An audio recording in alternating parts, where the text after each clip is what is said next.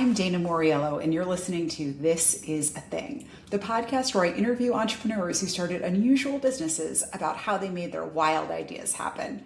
Today we're talking to Antoine Richard, founder of HAPIK. So here's the wild idea. Antoine started HAPIK, a fun, silly climbing wall company. So imagine this. You're in a mall and there's a climbing center where there's Crocs on the wall, there's Jenga towers in the middle of the floor, and you're on auto belay so you can't fall and get hurt. You're just having the time of your life. And if you can't tell, the reason that I invited Antoine is because I love HAPIK. I am a super fan and I wanted to know his story. So how did he make it happen? Listen for some of the key decisions that he made along the way. The first was that he left a stable marketing career at L'Oreal to become a mountain guide in the French Alps and start doing marketing for a climbing wall company. Within a year was the CEO. 12 years later, he was still running the company. Decision two, he left a company that was building very serious and respected climbing walls to do this silly Crocs on the wall, fun climbing center adventure. Enjoy the conversation.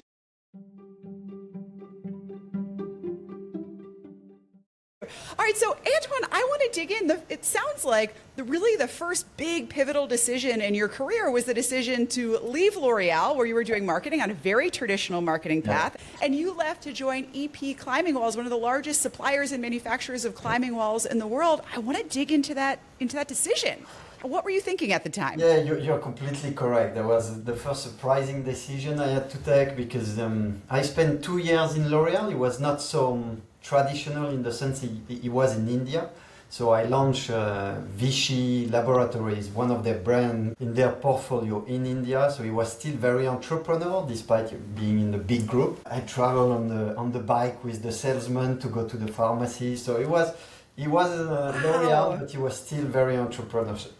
After 2 years there, great experience, love it, great company, but I could see that cosmetics were not going to fulfill me completely. I mean, I'm a very outdoorsy person. I like adventure, I like travel, so I decided to leave L'Oreal to become a mountain guide at the time. That's a really big decision. L'Oreal is something I consider to be a pretty safe career. It's pretty clear what the ladder of your career is going. So it sounds like you were balancing that with these personal interests, what at the time I'm sure was a hobby next to your work. And to quit to do it, was that a challenging decision? What were the steps that you took leading up to that decision to quit?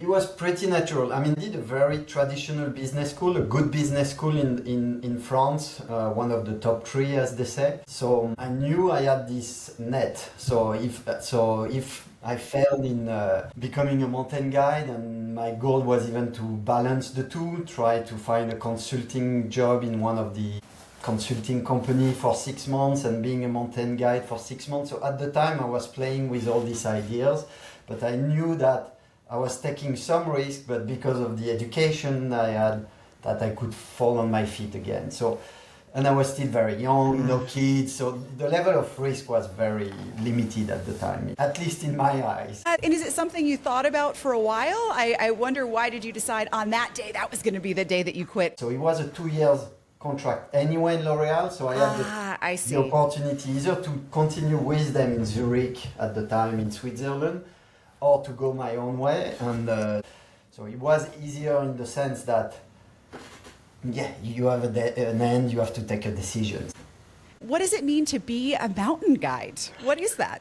I mean, mountain guide, at least when I was 20 and a bit more, for me it meant spending a lot of time outdoor and guiding people and adventure. I mean, what I find in entrepreneurship and what I like at the time and I still like is the adventure, is the unknown, it's the freedom. So those things that I find nowadays through building a company were my drivers at the time. Went back to France, settled near the mountain and starting to learn to be a mountain guide. And guess what? 6 months after that, I was just browsing the net and I found this marketing job in EP Climbing Walls, the number 1 manufacturer climbing wall in the world. I mean, still a small company in the Alps in France. And I was like, that sounds interesting still. I probably can do both. I can probably still learn to be a mountain guide and do the marketing job in this climbing wall company. So I joined this, and that was pure luck because I was browsing on the internet and saw this job offer, and I was like, okay, let's try that. So, and I was hired, and the company was somehow a mess at the time. And a year after I was hired, the owner of this company, he was part of a group in France, a sport equipment group in France, proposed me to take over the company and manage the company. I was very young, but he had done the same school as me, so he was like, okay, I'm gonna trust this young guy, I'm gonna give it a chance. I just want to highlight what you said for the people in the back. I mean, that is just such an incredible story. So what I heard is that your gig is up at L'Oreal, so you decide to follow your dream of being a mountain guide, but you kept your eyes open the whole time, right? It's a great example of being curious and open-minded. It sounds like you weren't searching for something, but you were open enough that if something came your way, you were in a position where you could say yes. Yeah. So you say yes there, and then correct me if I'm wrong, you're at the job for 1 year, you're in your young 20s, and they ask you to take over the whole company. It's a small company, but yes, that's exactly what happened. What did you think in that moment? Was that a decision for you of if you should go into that position or not, or was that an obvious, of course, I want to get in that seat? I knew it meant I had to give up on the dream of being a mountain guide, so that was the piece it took me some time to give up on, because I knew it was going to take a lot of my time and so on. But I was very passionate, and personally I was in love and starting to think, maybe I'm going to have kids and so on, so maybe it's a safer career than mountain guide, where you're going to spend time on the mountains, and which is a very risky job.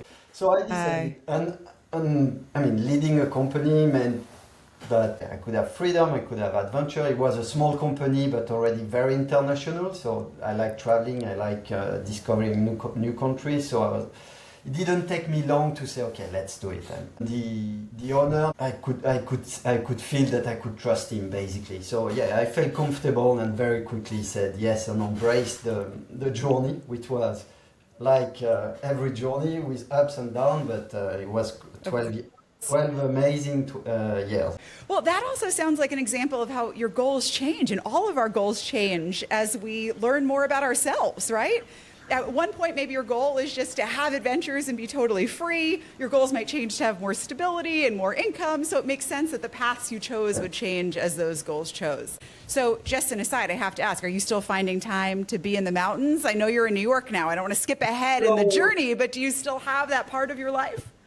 Not in the mountains, well, because as you said, I'm in New York, but here I spend time on the water. I do wing foiling, so I have my outdoor hobby, and I've protected this all the time. I always like thinking about your life as a portfolio, and I talk to a lot of entrepreneurs about this, about how sometimes things start in a hobby category in that portfolio and they move into job. Sometimes things that were job move into hobby. They kind of can go back and forth as things change on your plate. I love that. Now, you're at EP, as I understand, they're making pretty traditional climbing walls predominantly, but then you have exposure to clip and climb and this idea of fun climbing. This feels like another pretty pivotal point. Tell us about that.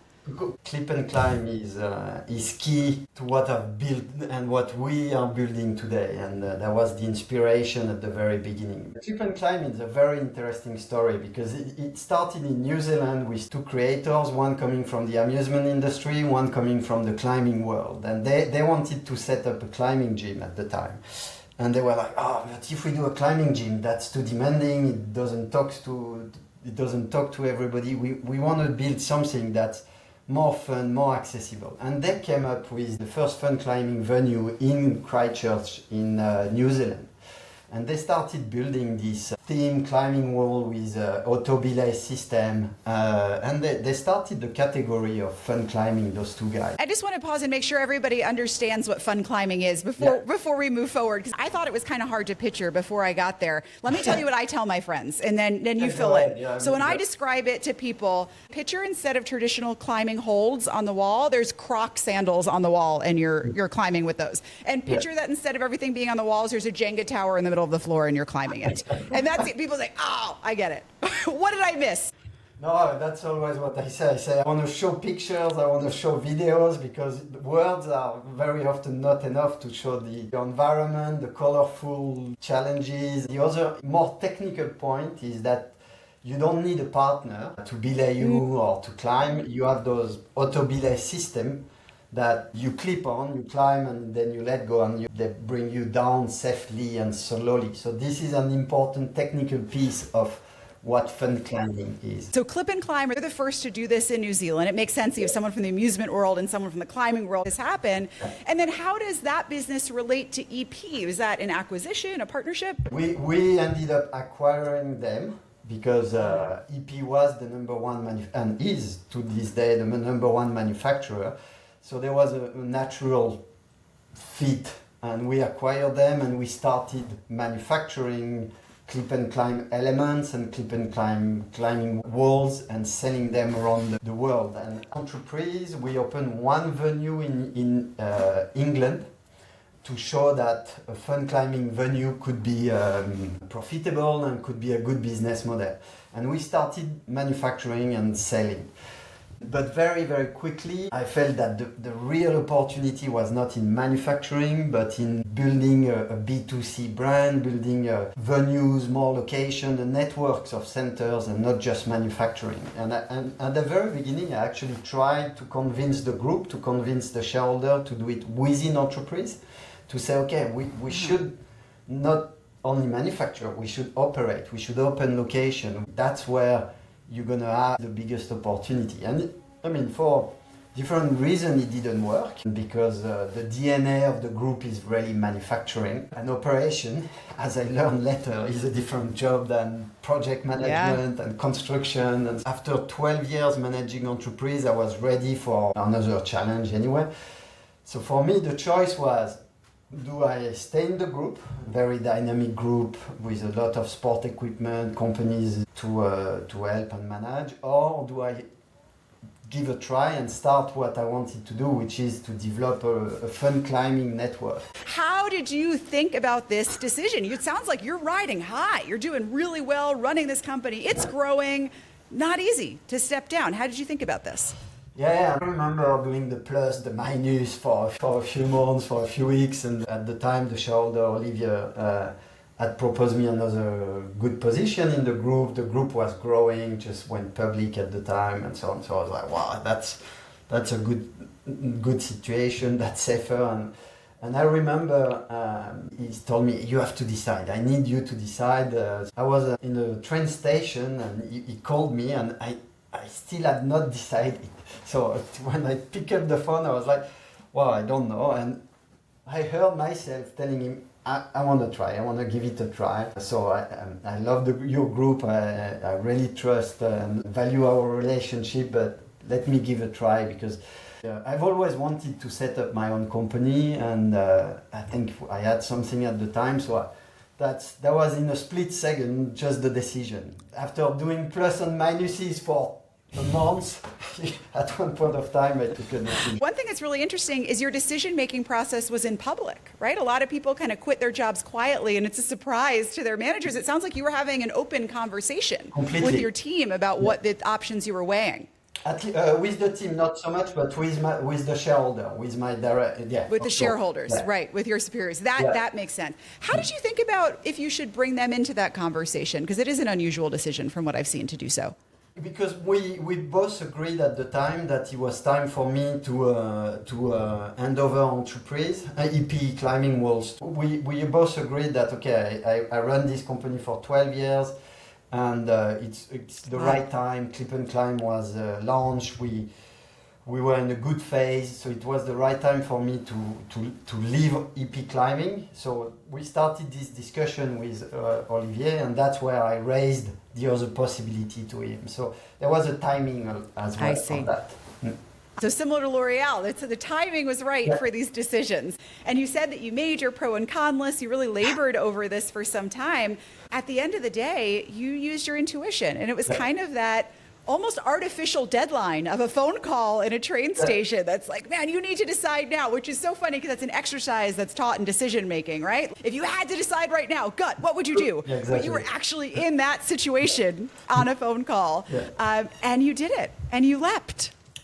Yeah, exactly. At the time, the vision was very much France. The other piece which was important in the decision is I had some relationship in investment funds from my former business school, and I knew that there was a genuine interest into, let's call it indoor leisure or family entertainment center. And so I knew that there was a chance that I could raise some money. I mean, nothing sure, but I knew that there was this piece that was very likely, and that some people I knew confirmed that they were open to the idea and so on. So now I was 40 at the time, 2 kids, so I didn't want to open one center and wait for 2 years. I was more in a mindset where I have the proof of concept from Entreprise, from the UK unit, and I want to build that in France at the time, and I prefer to raise funds early in the process with venture capital and go in France. So,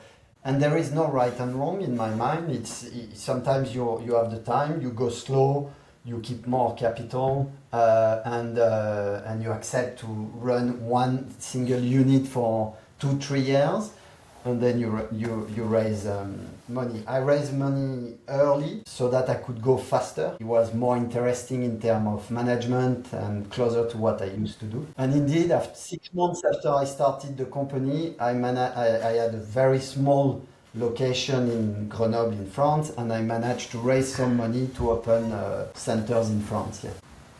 So after you make this decision to quit, just thinking about those very next steps that you took after that phone call, was raising money the very next thing you did to open your first center? When I left, I had a very small center in Grenoble that I managed to negotiate with the shopping mall, the operation. So the shopping mall had this operation, a small space of fun climbing. So I had a mini laboratory with which is 7 lines. It was very small, but at least I had a small operation going on almost the first week, thanks to this negotiation with the shopping mall that was in Grenoble.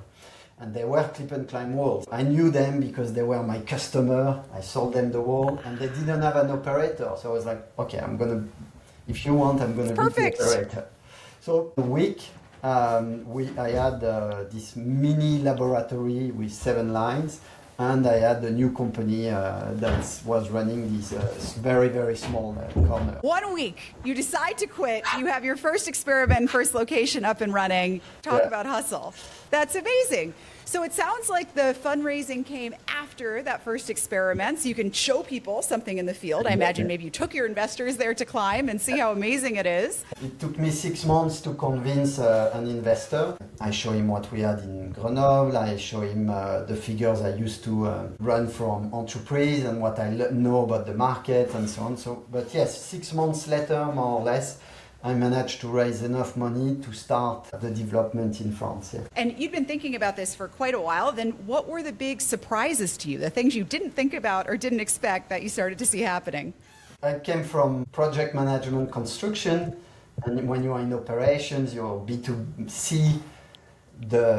It's 2 different jobs. B2C is all about being very detail oriented. It's all about customer first. It's all about the service and so on. So to me, I had to adjust a little bit and learn about that. So what was not a surprise, and that's where I was lucky, is that I ran Entreprise for 12 years. So I learned to manage a small company. So what I learned there was a copy-paste in terms of managing your cash flow, managing your business plan, your P&L. EP Climbing was not my own company, but I run it as is. And so when I started to run my own company, it felt very natural and very, very similar. So sounds like you could not have been better prepared. Yeah. You had so much relevant, amazing preparation.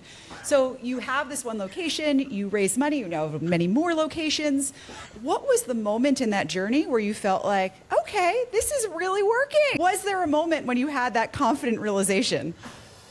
We opened one location in near Paris in France, and this one really clicked in the sense that the revenue was higher, the economics were like, oh yeah, I can replicate that and I can make it work and make it a success story. And the other very important time was at the very beginning we bought walls from EP Climbing Walls. But for different reasons it didn't work, and we started to design our own climbing wall. So the Crocs wall, All the walls you saw in American Dream, they're actually HAPIK climbing wall. We have a patented system. So when we design our own climbing walls, I was like, yeah, that's the ingredient that was missing in the equation, because now what we're doing is unique. It's not just clip and climb walls that someone else can buy. So this and the addition of some ingredients. At the beginning there was just climbing walls. Now we have a ropes course. We invented what I call easy climbing walls, and that's an interesting story. You know, at the beginning we had a lot of customer feedback that was saying, oh, the walls are too difficult, because we cater to the whole family. Even kids starting age 4, they love climbing, but you have to make it easy, accessible. And I was looking at the climbing wall. I was like, I cannot make this easier, or it will just be a ladder. So I didn't try to make the fun climbing wall easier. We came up with a range of climbing walls that we call easy walls in the world of HAPIK. They're very easy in the sense that you don't have colors, you don't have some of the climbing codes that you find in the other walls.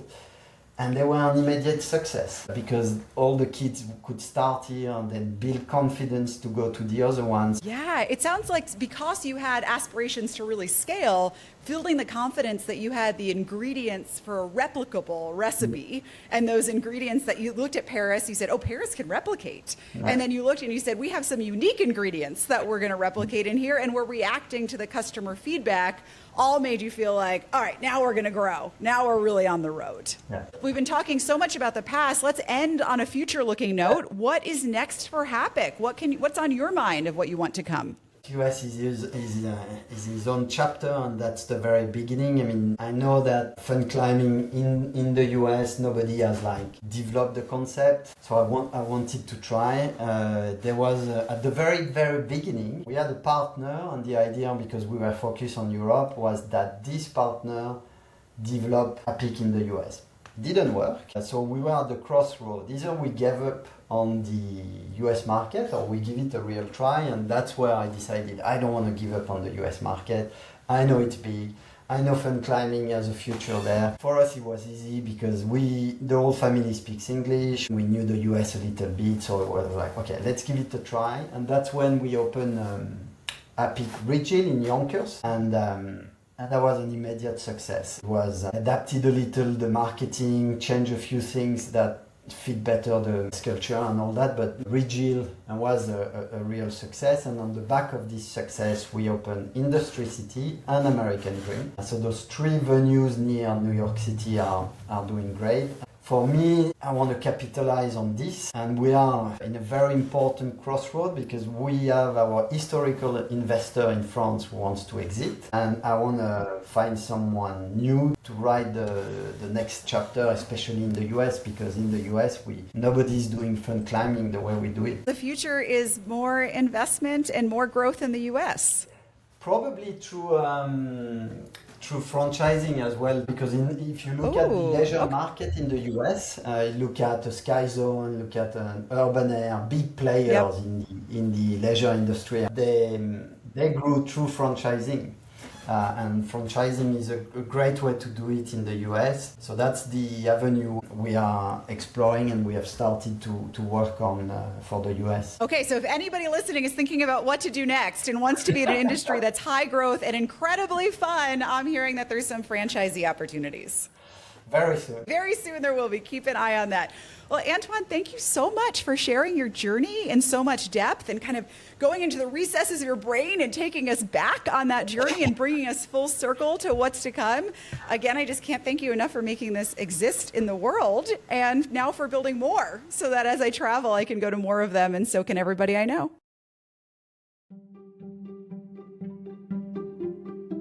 That was Antoine Richard talking about his journey building HAPIK.